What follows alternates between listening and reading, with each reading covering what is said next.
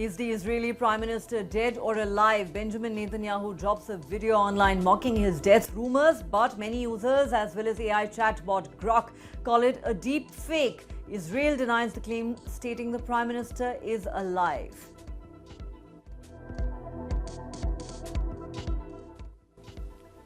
As the Iran war chokes the Strait of Hormuz, External Affairs Minister Jaishankar says India is in direct talks with Iran to secure passage for its stranded ships. While some ships have sailed home safely, the minister admits there is no blanket agreement with Tehran. As the Strait of Hormuz crisis deepens, Donald Trump seeks a global coalition to reopen the choke point. The Energy Secretary says India too could join efforts to secure the vital oil lifeline. India says no such talks have taken place so far. Amid the raging Middle East war, the United Arab Emirates cracks down on what it calls misinformation, arresting 35 people, including 19 Indians. They have been accused of spreading AI-manipulated war videos. Fresh explosions rock Chabahar Free Trade Zone as the United States reportedly launches new strikes on Iran. The blasts hit near the strategic port, a key gateway to the Indian Ocean, raising fears of a dramatic escalation in the Gulf War. Rajya Sabha battle heats up as 26 leaders, including Sharad Pawar and Abhishek Manu Singhvi, win unopposed. But high-stakes fights erupt in Bihar, Orissa and Haryana as cross-voting fears and shifting alliances threaten dramatic surprises.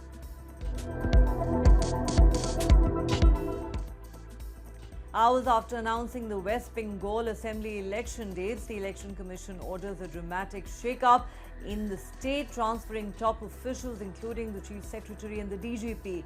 The move triggers a sharp political war between the Trinamool Congress and the BJP.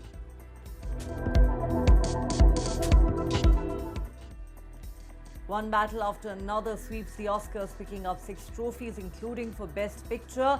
Michael B. Jordan wins the Oscar for Best Actor. Meanwhile, Spanish actor Javier Bardem delivers a no to war free Palestine message as India's Priyanka Chopra shares the stage with him. Hello and welcome to the Times of India. You're watching Headlines at 8 with me, Neha Khanna. Our top story on the show tonight. Is Benjamin Netanyahu alive? That is the most important question exercising the minds of netizens at the moment. Netanyahu has released dramatic new videos on the social media after wild conspiracy theories began swirling online, claiming that the Israeli Prime Minister had been killed in an Iranian strike. Now, in the clip released on Sunday, the Israeli leader appears relaxed, ordering a coffee at a cafe and poking fun at the rumours that had spread rapidly across social media. With a hint of sarcasm, Netanyahu quips, "I'm dying for coffee," playing on a Hebrew expression that means loving something intensely. He then adds, "You know what? I'm dying for my people." The way they are behaving is fantastic, as he raises both hands towards the camera, inviting viewers to count his fingers and mocking viral claims that artificial intelligence footage had shown him last week with 6 fingers. "Do you want to count my fingers? You can see them here and here. See, very nice," he says, dismissing the rumours with a smile. Praising public resilience during the ongoing conflict, he urges people to remain cautious while maintaining morale. "Go out and get some fresh air, but stay near a protected space," he tells Israelis, stressing the importance of following civil defense instructions.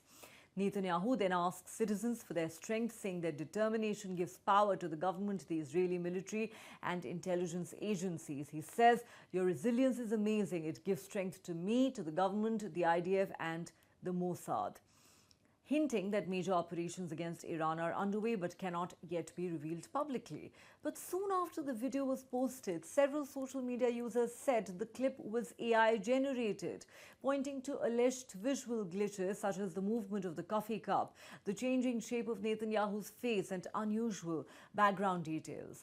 The debate escalated when Grok, the AI chatbot on X, responded to user queries by calling the footage an advanced AI deepfake. The chatbot claimed there was no verified record of such an event and argued that the scenario Netanyahu casually discussing operations while sipping coffee in a public cafe appeared fictional. Screenshots of the chatbot's responses quickly went viral, fueling further speculation online. Some users mocked the video, suggesting gravity-defying coffee and background inconsistencies proved it was fabricated, while others argued the clip looked convincing but still raised serious questions about whether it was digitally generated. Israeli authorities moved swiftly to shut down the rumors. Netanyahu's office dismissed the speculation outright, calling the claims fake news and insisting the Prime Minister was safe and well. The cafe where the video was reportedly filmed, the Sataf in the Jerusalem hills, also posted pictures on Instagram showing Netanyahu visiting the location. Adding to the rebuttal, Israel's ambassador to India, Reuven Azar, issued a blunt denial of the viral claim, saying the footage was genuine. He said Prime Minister Netanyahu is alive. I saw him personally when I was in Israel more than once. This video at the cafe is not AI fabricated, he said, warning that a wave of organized disinformation was spreading across social media.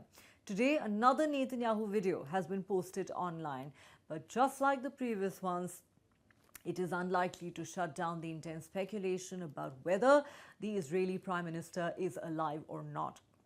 The dramatic clash between viral rumors, accusations of artificial intelligence being used, and official denials comes as the high-stakes confrontation between Israel and Iran continues to dominate global headlines.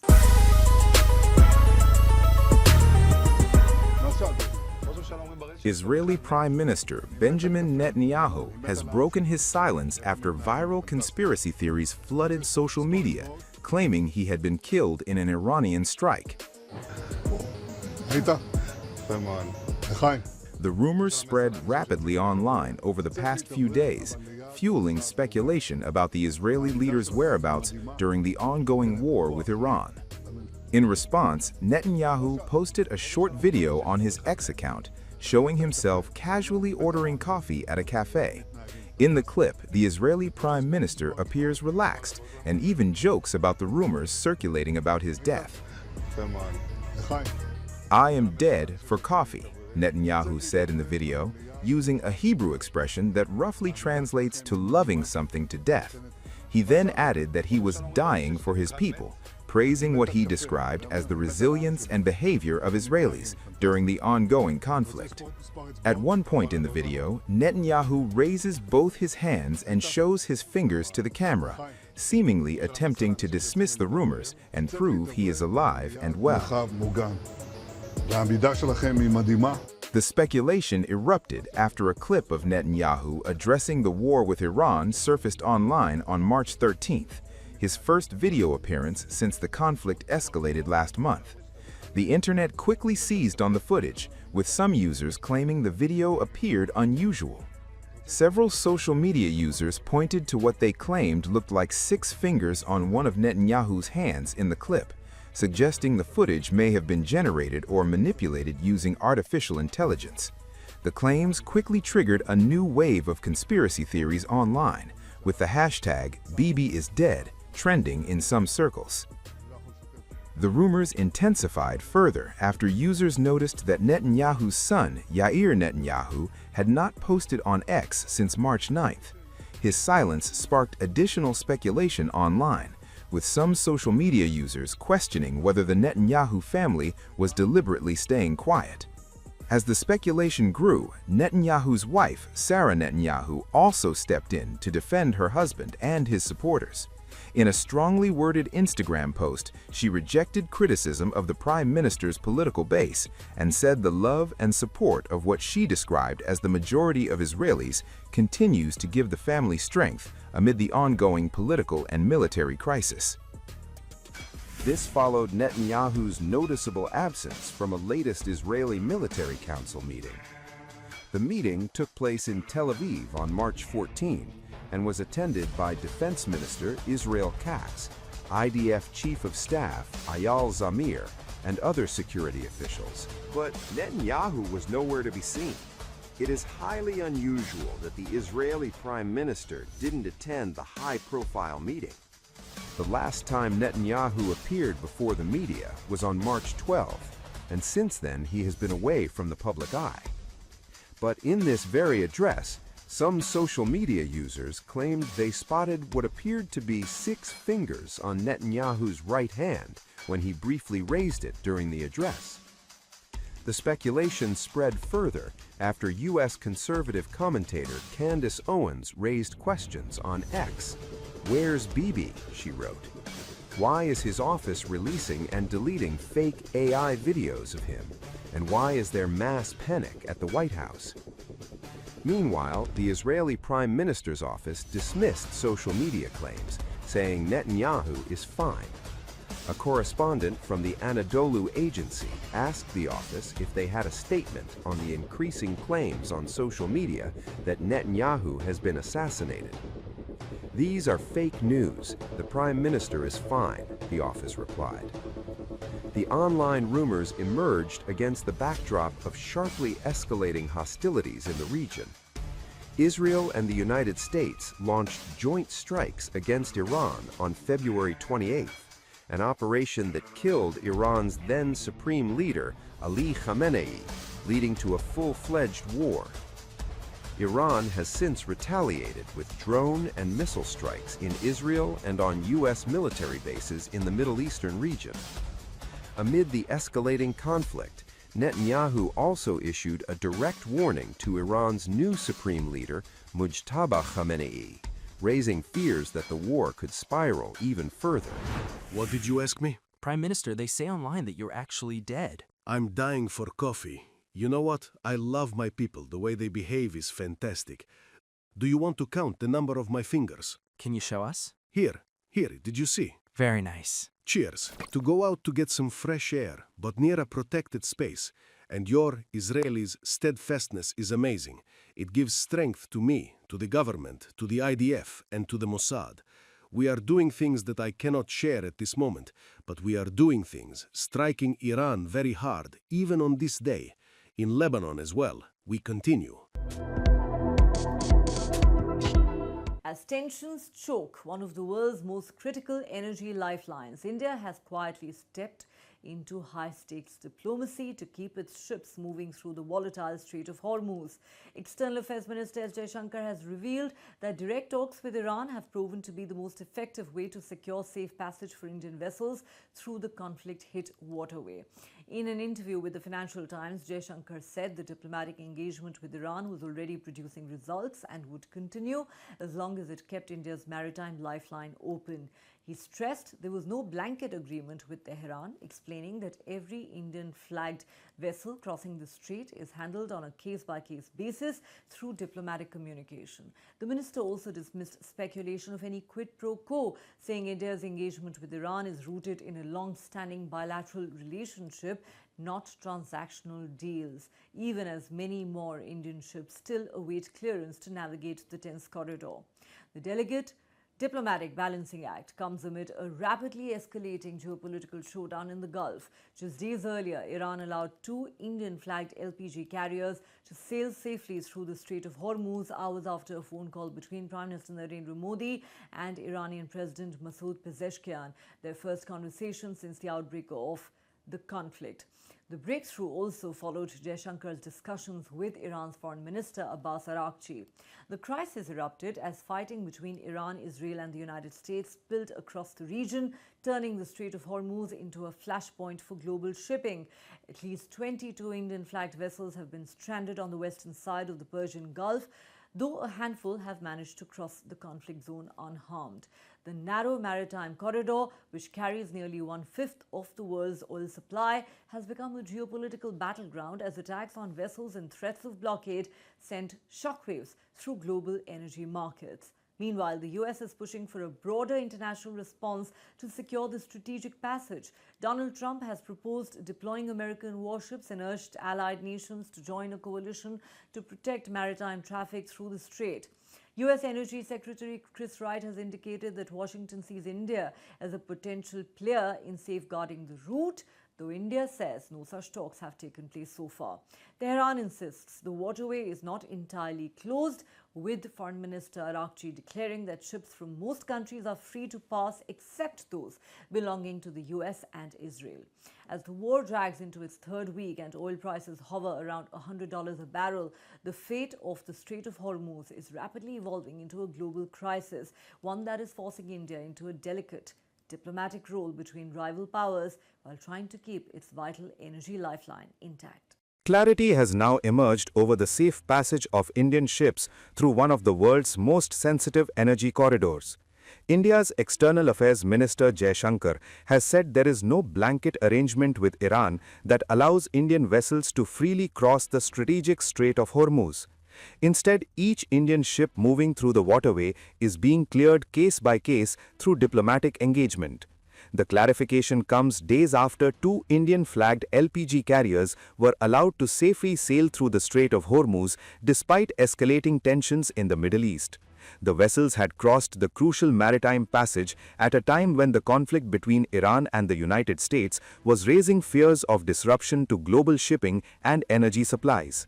Speaking in an interview with the Financial Times, Jaishankar explained that India's approach has been based on direct diplomatic communication with Tehran. He said India has been engaging with Iranian authorities continuously to ensure the safe movement of Indian vessels through the strait.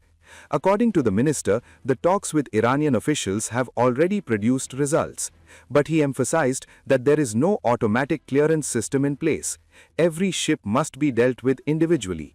Jaishankar also made it clear that Iran received nothing in exchange for allowing the Indian vessels to pass. He said the discussions were guided by the long history of engagement between the two countries. That relationship, he suggested, has helped India keep communication channels open even during a volatile regional crisis. The issue has gained global attention because the Strait of Hormuz is not just any shipping lane. It is one of the most critical choke points for the world's energy supply. Roughly 20% of global oil trade passes through this narrow waterway connecting the Persian Gulf to the Gulf of Oman. Any disruption here can immediately impact fuel prices, shipping routes, and global markets. The crisis intensified after tensions between Iran and the United States escalated further. US President Donald Trump has already announced plans to deploy additional naval assets to protect shipping in the region. Washington wants to ensure that commercial vessels can continue to move safely through the Strait of Hormuz despite the conflict. India's concerns are particularly serious because the country imports a large portion of its crude oil and liquefied petroleum gas from Gulf nations. Any prolonged disruption in this corridor could directly affect India's energy security and domestic fuel supplies. Diplomatic engagement between New Delhi and Tehran has therefore intensified. The movement of the Indian vessels came shortly after Prime Minister Narendra Modi held a phone conversation with Iranian President Masoud Pezeshkian. Around the same time, Jaishankar also spoke with Iran's Foreign Minister Syed Abbas Araghchi. मैंने कल बताया था straight of Hormuz के waste में Persian gulf में 24 भारतीय flag vessels थे, उसमें से 2 वेसल शिवालिक और नंदा देवी, ये भारतीय इंडियन फ्लैग वेसल थे। शिवालिक और नंदा देवी ये एलपीजी कैरी करते हैं, एलपीजी कैरियर्स हैं। इन्होंने आज अर्ली मॉर्निंग, देर रात में early morning straight of Hormuz cross किया सेफली और ये भारतवर्ष की तरफ बढ़ रहे हैं।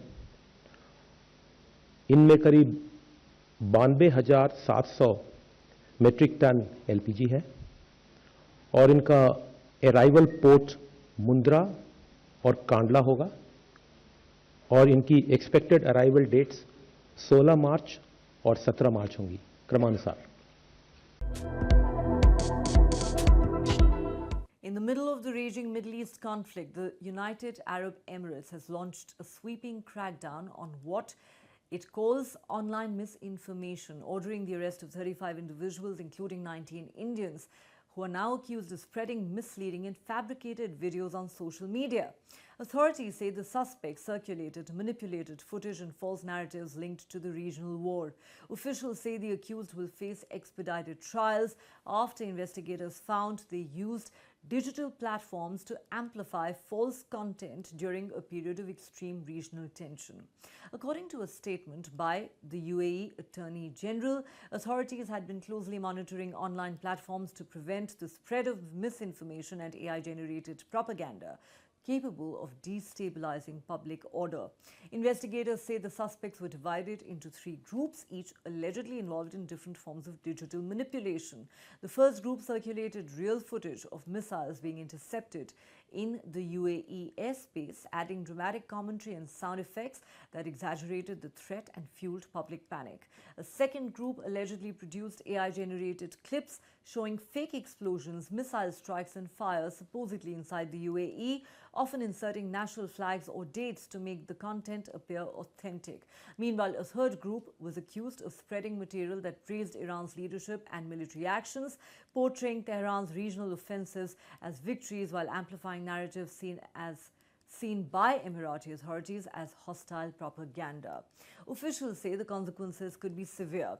Under the UAE laws, those convicted of spreading such misinformation can face at least 1 year in prison and fines exceeding 100,000 dirhams.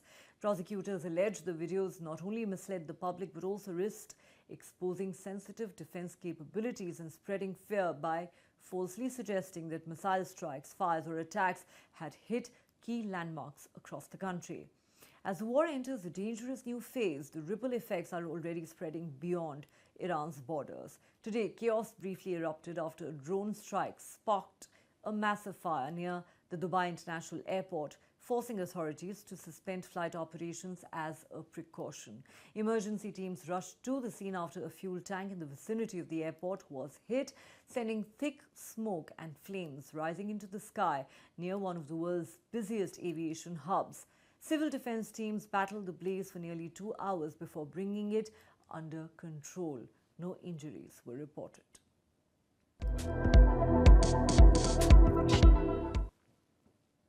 A fresh wave of thunderous explosions shook southeastern Iran after the United States reportedly launched new airstrikes near the strategic Chabahar Free Trade Zone. The strikes are believed to have targeted Iranian military facilities in the region, though the extent of the damage and possible casualties remain unclear. Located in Iran's Sistan and Baluchistan province near the Pakistan border, Chabahar is no ordinary port. It is Iran's only ocean-facing gateway to the Indian Ocean and a vital industrial and transit hub linking the country to Central Asia and Afghanistan.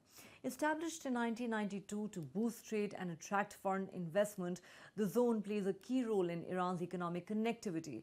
Viral videos circulating online, though yet to be verified, claim to show a US fighter jet flying over the Chabahar area moments before the blasts, fueling speculation about the scale and intensity of the latest strike.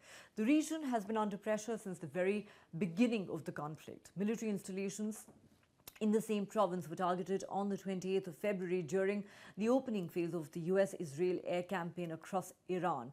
This offensive dramatically escalated the crisis and killed Iran's supreme leader Ayatollah Ali Khamenei. The strike near Chabahar signals a dangerous escalation in the ongoing confrontation between Washington and Tehran, unfolding alongside the deepening crisis at the strategic Strait of Hormuz. The situation is also drawing global attention because of Chabahar's importance to India, which has invested heavily in the port as part of a trade corridor to Afghanistan and Central Asia under a long-term 2024 agreement. The battle for the Rajya Sabha has produced several big winners, with 26 leaders elected unopposed across 7 states. But the political drama is far from over. Among the prominent names who secured smooth victories are NCP patriarch Sharad Pawar, Union Minister Ramdas Athavale, Congress heavyweight Abhishek Manu Singhvi, senior AIDMK figure M. Thambi Durai, BJP leader Vinod Taure, and Trinamool Congress MP Babu Supriyo. Yet, even as several seats have been decided without a contest, 3 key states, Bihar, Orissa and Haryana, are witnessing intense political maneuvering with shifting alliances, cross-voting fears and late-night strategy meetings threatening to reshape the final outcome.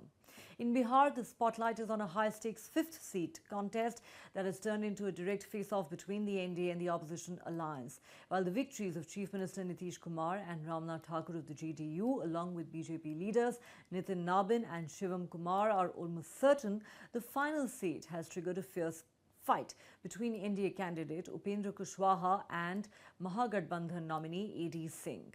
The opposition bloc led by Tejasvi Yadav has received a crucial boost after 5 MLAs from the AIMIM pledged their support to the RJD candidate following a high-profile iftar meeting hosted by party leader Akhtarul Iman. Even with that backing and a BSP MLA on its side, the Grand Alliance still faces a numbers challenge, while the NDA camp remains confident. Kushwaha will pull off a win, possibly through strategic cross-voting from the Congress or other opposition legislators. Meanwhile, equally tense arithmetic is unfolding in Orissa and Haryana. In Orissa, the BJP appears set to secure 2 seats comfortably, with State Party Chief Manmohan Samal and Rajya Sabha MP Sujit Kumar expected to win, while corporate leader turned politician Santrapt Mishra is poised for victory on the BJD side. But the fight for the 4th seat remains open, with BJP-backed candidate Dilip Ray hoping to attract support from Congress and BJD legislators to cross the crucial vote threshold. Haryana presents an equally intriguing picture. The BJP-led bloc, backed by independents and Iron LD MLAs, has enough strength to secure 1 seat for candidate Sanjay Bhatia, while the Congress is set to elect Karamveer Budh. However, the entry of independent candidate Satish Nandal has thrown the contest into uncertainty, prompting the Congress to move 31 of its MLAs to Himachal Pradesh to prevent possible cross-voting. With tight numbers and high political stakes, voting in these 3 states could spring dramatic surprises in the Rajya Sabha race. Hectic political activity unfolded in Bihar, Odisha and Haryana ahead of Monday's Rajya Sabha elections, where 11 seats will go to polls. Party leaders were seen engaging with legislators, finalizing strategies and ensuring maximum support for their candidates, reflecting the high stakes involved in these contests. Meanwhile, 26 Rajya Sabha seats across 7 states are set to be elected unopposed as parties reached consensus or had no opposition candidates, simplifying the process in those regions. The elections will determine the composition of the upper house, impacting the parliamentary balance of power. The biennial Rajya Sabha elections are underway for 37 seats across 10 states, including 7 in Maharashtra, 6 in Odisha, 6 in Tamil Nadu, 5 in West Bengal, 3 in Assam, 5 in Bihar, 2 each in Chhattisgarh and Haryana, 1 in Himachal Pradesh and 2 in Telangana. The ruling NDA, which governs 6 of these states, currently holds 134 seats in the 234-member upper house and is expected to further strengthen its position. The opposition India bloc, in power in 4 states, holds 80 seats going into the elections. The counting of votes for the Rajya Sabha elections will be held on the same day. In Bihar, the NDA appeared confident of winning all 5 seats, with 3 key leaders, Nitish Kumar, Nitin Nabin and Upendra Kushwaha in the fray. The other 2 NDA candidates include Union Minister Ramnath Thakur, who is seeking a hat-trick, and BJP State General Secretary Shivesh Kumar in the fray, reflecting the alliance's strong push to secure all seats in the state. NDA leaders in Bihar are confident of sweeping all 5 Rajya Sabha seats in the upcoming polls, with key figures like Nitish Kumar, Nitin Nabin and Upendra Kushwaha contesting, along with Union Minister Ramnath Thakur seeking a hat-trick and BJP State General Secretary Shivesh Kumar in the fray. The ruling alliance is projecting strong unity and a clean sweep in the state. कल रात्रि में परिणाम आएगा, दावा कोई कुछ कर ले, हकीकत यही है कि एनडीए ने 5 प्रत्याशी दिए हैं। हमारे 5 के 5 नेता कल जो है राज्यसभा सदस्य बनकर पटना से जाने वाले। हकीकत राज्यसभा के कल के प्रस्तावित मतदान के लिए सारी औपचारिकताएं, जिम्मेवारी, ये तमाम प्रक्रिया को पूरा करके कल का खुशनुमा दिन होगा। 5 सीट एनडीए गठबंधन जीतेगा, इस संकल्प के साथ, जिम्मेवारी के साथ बैठक अभी समाप्त हुआ है। The Rashtriya Janata Dal is banking heavily on support from the All India Majlis-e-Ittihadul Muslimin, which has 5 MLAs in Bihar. On Sunday, RJD National Working President Tejasvi Yadav visited the residence of AIMIM State President Akhtarul Iman to discuss backing as the party looks to consolidate its votes ahead of the Rajya Sabha polls. हमारे AIM party की तरफ से अख्तरुल साहब ने हम लोगों को निमंत्रण दिया था इफ्तार पर, और हम लोग जो है आज यहाँ इफ्तार में यहाँ पहुँचे हैं। और पहले भी हम लोगों ने, आप लोग जान रहे हैं कि AIM पार्टी से हम लोगों ने समर्थन मांगा है, और मुझे पूरा विश्वास है कि कल का जो चुनाव राज्यसभा का होने जा रहा है, हम सभी सेकुलर दल मिलकर के भाजपा के लोगों को परास्त करेंगे और चुनाव जो है जीतेंगे। In Odisha, the biennial Rajya Sabha elections for 4 seats have escalated into a high-stakes political drama. The state Congress issued a show-cause notice to a missing MLA while 2 men were arrested in Karnataka for allegedly attempting to bribe legislators. At the same time, the political party BJP has shifted its MLAs to the port town of Paradeep for voting procedure training, underscoring the intense preparations and maneuvering ahead of the crucial upper house polls. It was Hollywood's biggest night. The 98th edition of the Academy Awards saw Hollywood's biggest stars gather to celebrate the year's finest films. Dominating the evening was Paul Thomas Anderson's epic drama One Battle After Another, which won 6 Oscars from 13 nominations, including Best Picture, Best Director, Best Adapted Screenplay, Best Casting and Best Editing. The film also secured a Best Supporting Actor win for Sean Penn, cementing its status as the night's biggest winner. Another standout moment came when Michael B. Jordan delivered an emotional victory speech after winning Best Actor for his powerful performance in Sinners. "I stand here because of the people who came before me," Jordan told the audience, drawing roaring applause. Meanwhile, Jessie Buckley claimed the award for Best Actress for her role in Hamnet. Veteran actress Amy Madigan won her first Academy Award for Best Supporting Actress for her role in Weapons, visibly overwhelmed as she thanked fellow nominees on stage. The Oscar ceremony unfolded against the backdrop of a deeply turbulent global moment with the ongoing conflict between Israel, the United States and Iran. Spanish actor Javier Bardem appeared on stage alongside India's very own Priyanka Chopra to present the Best International Feature Film Award. Wearing a "No to War" pin on his tuxedo, Bardem delivered a brief but powerful message: "No to war, free Palestine." The statement drew loud cheers from the audience inside the Dolby Theatre and quickly went viral on the social media. Earlier on the red carpet, Bardem explained that the pin symbolized his opposition to what he called another illegal war linked to leaders such as Donald Trump and Benjamin Netanyahu. Host Conan O'Brien also acknowledged the tense global climate during his opening monologue, describing the moment as chaotic and frightening, while reminding viewers that cinema continues to represent global collaboration, resilience, and optimism, even in the darkest times.